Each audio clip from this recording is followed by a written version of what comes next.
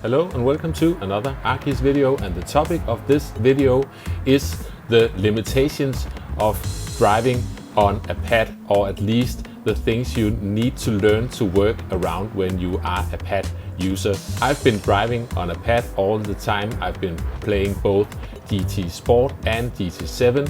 Back in the old days on my PlayStation 2, I did for a brief period have the Logitech Driving Force wheel, this lovely beast here, but since then I have been on a controller, so I have no recent experience on a wheel.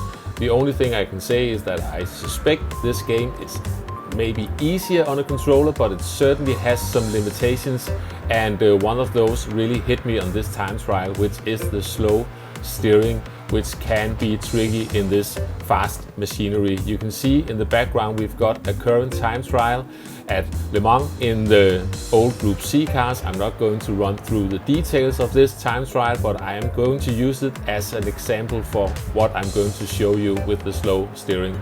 If you are enjoying the content, please feel free to hit the like and subscribe button, and let's jump straight into this one. And we are jumping on board with the fastest time in the world on this time trial at the moment, that is KaiRacer. So we are on board and I'm using cockpit view so we can keep an eye on the steering inputs. We are starting the lap, we're coming up towards the Dunlop chicane, and as we are coming into this, you can see we are turning into the left. That's fairly slow, but then we've got a quick flick back over to the right, and that is tricky to get on the pad, I can tell you that much. Straightening out the car before turning into the left, that is also tricky on the pad, and a quick flick back towards the right. And this fast corner, once again a quick turn in to get the car pointed whilst you lift off. And now we're coming into the first chicane, and especially the middle of the chicane, turning in is fine, but that quick turning back over to the left, that's where the pad gets caught out. You'll see that when we have a look at my lap later. Coming into the second chicane, almost the same story. If I remember correctly, the flick back over to the right isn't that quick this time. I think KaiRacer maybe was scared to cut the inside too much.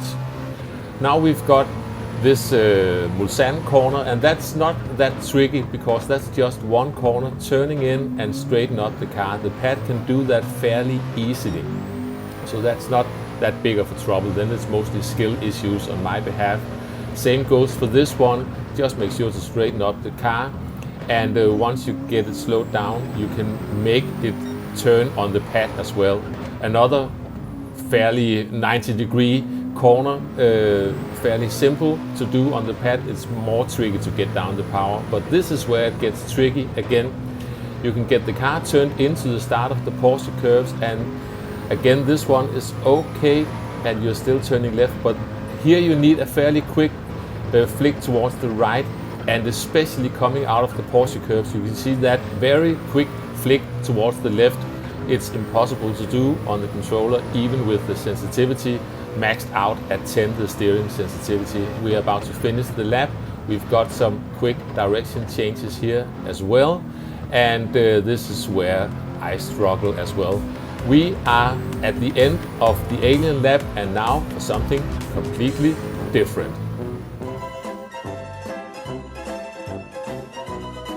Alright, so now we're jumping on board with myself. This is the replay footage. I did this in VR, which was a lot of fun, but I also wanted to keep an eye on the steering inputs.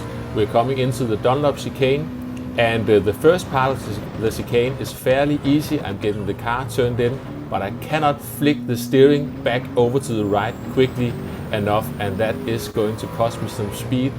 Here I want to straighten out the car, but it feels like the steering got a bit stuck towards the right hand side, so my left turn and the following right turn got compromised a bit.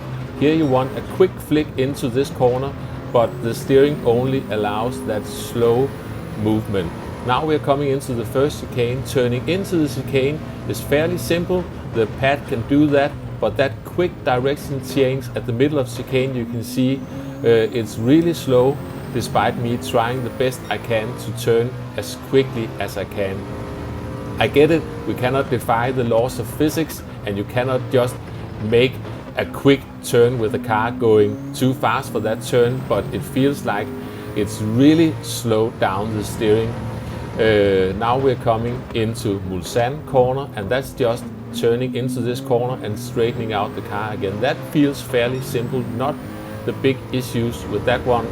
And also Indianapolis, you've got some time to straighten out the car and turn into the left-hander, so that is okay. It's mostly skill issues keeping me down at this point. And also Arnage, that's also a fairly simple corner. Just need to be careful coming back onto the power, but now we've got the Porsche curves and now it starts to get tricky again. I can get the car turned in to the start of the corners, and here we've also got some time to get the direction change in and also this part, but here it starts to get a bit tricky. And for the exit, watch how slow the steering is.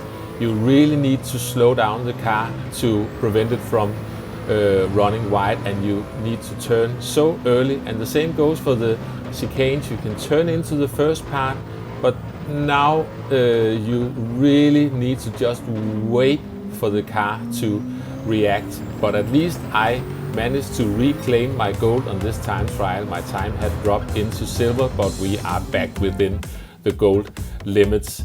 I am constantly trying to figure out how to work around that slow steering.